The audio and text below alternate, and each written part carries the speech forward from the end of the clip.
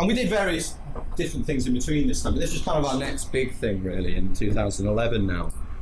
On the 6th day, God created Manchester. That's a kind of running joke in town. So we thought, well, if he created it here, if it all started in Manchester, it's probably likely that it's going to end there as well.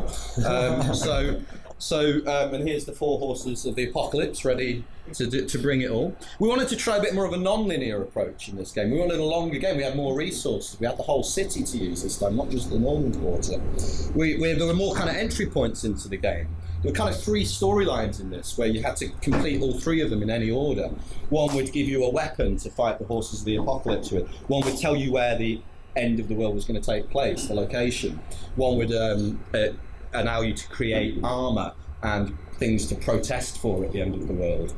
Now, I don't have time to tell you all the details of this, but you kind of had all sorts of mad things going on. Scientists doing experiments on the streets to kind of show that the fabric of reality was breaking up. Here's people making their protests. Save my teddy at the end of the world. It's obviously important.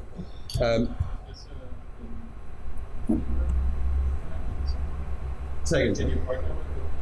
No, we did this. Yeah, we got some funding and just did this one. Did this by ourselves, yeah. Yeah, or I'll come to quite a nice little anecdote in a minute about how, again, we could interrupt people's days with this. But yeah, so you could either sign up or you could just find yourself doing it, you know. So we had little games like this where you had to walk around a park trying to tune in. I don't really understand how this bit worked, but you had to kind of, it was like some radio signal or something. You'd have to stand in the right part of the park to actually get the signal so it would tell you where you needed to go. We had the black dog here who would give you puzzles and all sorts of things. There was so much stuff in this game, I just don't have time to talk about all of it. We had the 4 horses of the apocalypse. But then you see where the budget went on this. These guys apparently were involved in Lord of the Rings, I was told. That's really cool. Now, if you'd have been in St Anne's Square on a Saturday in August in 2011 when we did this, St Anne's Square is quite in the centre of Manchester, you'd have seen this character standing there, looking a bit dishevelled and shouting a lot, that it was the end of the world. That was the doomsayer. I really enjoyed doing this type of work as an actor because you get to improvise and you get to cause mischief in the street. And interestingly, some people reacted really negatively to this. You know, I mean, some people really thought I was being a religious nutter, and I nearly had a fight at one point. I had to just kind of break out character at one point and go, "It's just a game, mate. I'm just acting. It's not real." You know. But there's a lovely moment I just want to quickly tell, which I really think sums up for me what's exciting about when we take our work into public spaces. I'm standing there in St Anne's Square. There's a phone shop there, and these 2 students, undergraduates, they come out, and you can see that they've just gone, "Oh, it's a normal Saturday. We're just going to come out of that shop, phones, we're going to have a drink now, we go out tonight." Yeah? And then they come out and they see me standing there like this, the end is nigh, you know. And I'm shouting, "The world is going to end, help us," you know. And they're like, "What do you mean? What do you mean?" I was like, "The world is ending in Manchester today. Only you can save us." And I said something like, "Only you can save us." What do you mean? Only you can save us? It's like, you could be the heroes. Like, gave them the leaflet, which told them where they needed to go if they wanted to try and save the world. And they were like, brilliant, like, fantastic. I mean, let's be honest, you know, who would, you know, if you say something, do you want to be a hero today? Who's going to say no to that? So they went off and you know, they took that whole game. Later in the evening, they're kind of amongst this crowd here. They built cardboard armour, which they were wearing. We don't have a photo of that, unfortunately, maybe somewhere. But and I saw that we had a big party at the end of the game, the Last Supper party, the end of the world party, in one of the clubs in the northern quarter. And I saw these 2 guys walking around at the end of that. They were quite drunk, and they were like, "We saved the world, man! Woo!" You know, they were just they felt like heroes for them. You know, so we interrupted their day and kicked them down a rabbit hole. And that's just the power of this type of work, I think. They had no idea, did they? When they woke up that morning, they had just no idea by the end of the day they'd be heroes saving the world. You know? Brilliant. So, just quickly going to move into just where we are now, what we kind of do now. So, Hacked Off, obviously you guys know about Hacked Off. We did this in Berlin a few years ago. What we wanted to start doing was addressing political issues a bit more overtly. We're very political at the Larks. We're very left-wing. We're the Conservative Party's nightmare, basically. That's my goal in life. to do anything that will piss David Cameron off, or Ian Duncan-Smith, or any of those toxic, really, to be honest with you. And so our work is very often now a reaction to the political things that are going on. This piece was very much about the hacking scandal in the UK. There's this big issue with the news of the world, people, journalists doing anything to get a story, hacking into dead soldiers' phones and dead people. There is awful stuff, really awful stuff that people do. So we created a game about this, and we were more interested in trying to develop our game design skills here, which we're still trying to develop, I guess. And so we kind of came up with this. I don't have time to really explain the whole game, but basically it was a game. The frame of it was that you were going to interview with me, who was the editor of the Daily Hack, and I set my offices up on various streets in Berlin and London and other places. And you're going to have an interview with us to see if you've got what it takes to come and work with the Daily Hack. And the interview process is this game. And dotted around the streets, we've got these mobile phones, Nokia mobile phones, and we create this kind of game mechanic, bit of chasing, bit of not getting caught on the phone, trying to capture other people's stories. I don't really have time to fully explain it, but it was kind of running around, pretending to be a private eye, basically, and trying to impress me with your hacking skills, and getting points for this along the way. At the end of the story, the thing I just want to kind of finish with, really, as a kind of focal point or a question, or something that we're really interested in with the Larks now, is something that I think is, I guess we could think of it as like emerging behaviour. I think someone like Eric Zimmerman would call it emergent drama. Maybe. I think that's what the term I found he would maybe use. But I guess emergent behaviour is kind of interesting for us in this work. So let me give you a quick example of what I mean by that. At the end of the game, we invite people to give feedback to us. Now, when we first came up with this feedback thing, one of the things we constantly have to do when we get funding for it is get feedback and do evaluation forms and all this kind of stuff.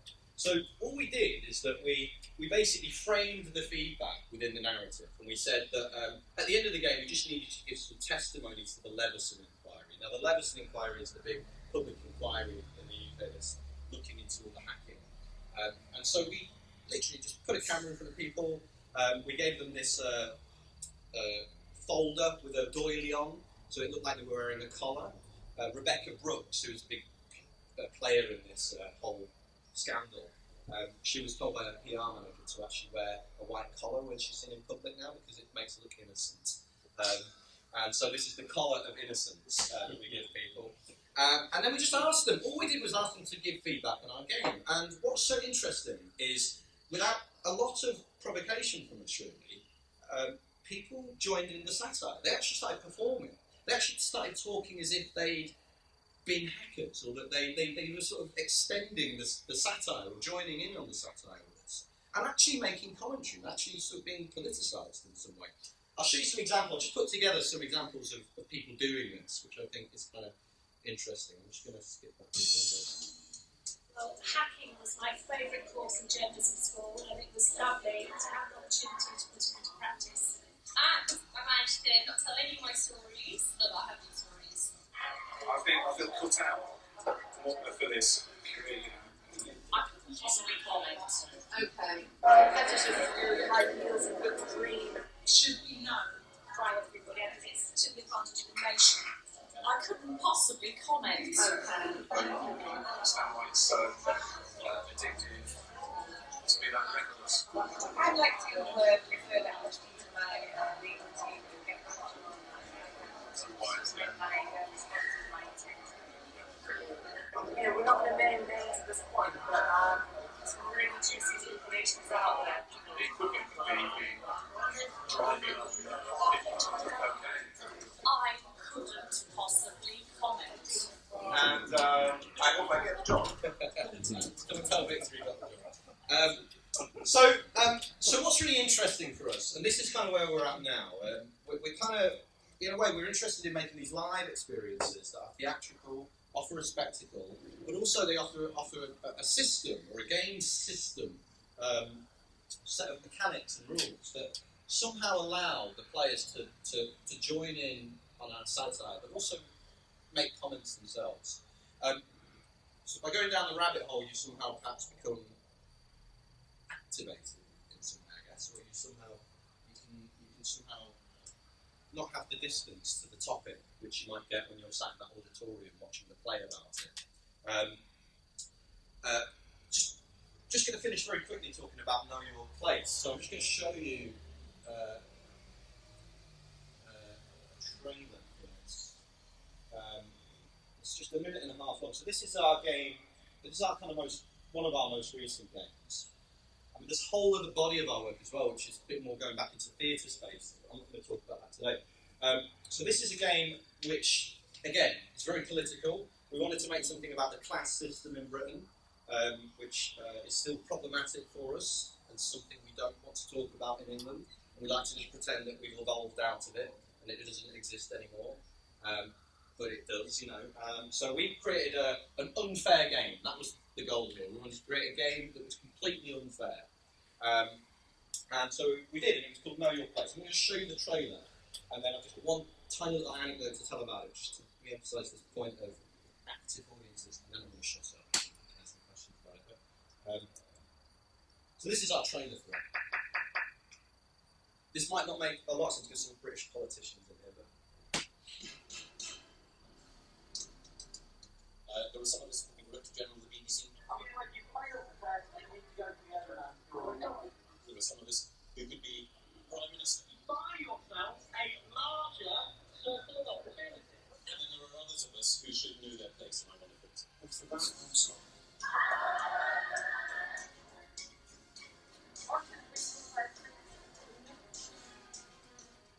I think it shows very well what's going on here.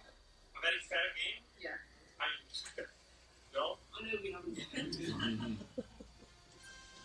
You are the opportunity school. It's about trying. When you want to step off into the unknown, into the world of work,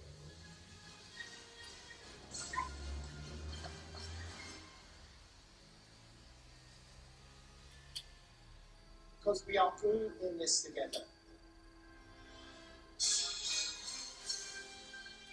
So basically, this game. This game is in three parts: education, work, retirement.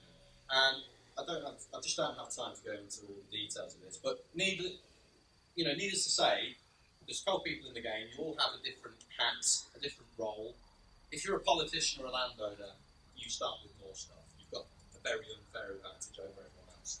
And then what happens in the game, of course, is that by the end, the landowner or the politician wins, and I'm kind of standing there and going, just look at what you can achieve with hard work. There it is. You know. And if you get a plucky striving, to use that Tory term, a striver, you get a working class kind of cleaner who comes third or second, then you can kind of go, well done. That's just demonstrates what's possible in our system. So we kind of build this as like it's on an island. This is the system of the island, and we're sort of sharing it with the world. What's really interesting, though, I'm going to finish with this. What's really, really interesting in this game, what starts to happen is that people, the behaviour that emerges out of this system is kind of fascinating and political. Just two quick stories. So we had this one woman in Manchester when we were playtesting it. We have, in the workplace, you have to play this very strange version of badminton.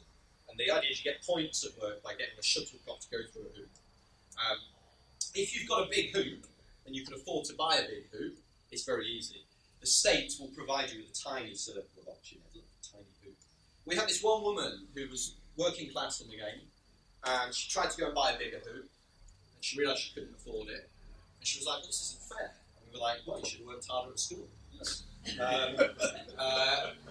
Simple. And then she was like, right, well, I'm not happy about this, and I was half expecting her, she was really annoyed, I was really half expecting her just to go, right, I'm not playing anymore, fuck you, I'm off. Mm-hmm. But what she did is that she went into the game, and there's 3 people play this bit at a time, and she's in this lane, and people are running around in the lane trying to get their shuttlecocks, and she just basically stood there like this. And she wouldn't run. She's still in costume, she wouldn't run, and she was like, I'm on strike. I'm just striking. I'm protesting, I'm striking. And it was like, that's amazing, that's really interesting that so, and